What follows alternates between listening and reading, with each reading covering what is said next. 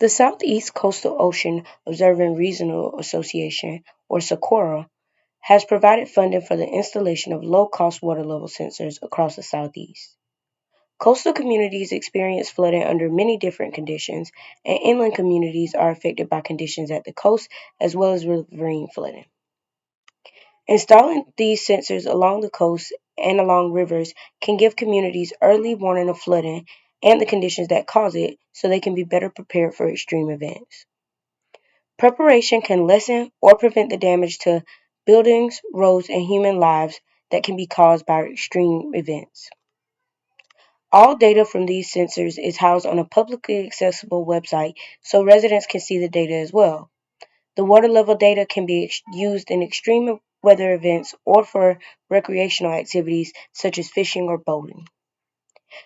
Information about the cost of sensors, where the sensors can be installed, and how to get one for your community and more can be found on the South Carolina Sea Grant Water Level Monitoring Initiative webpage.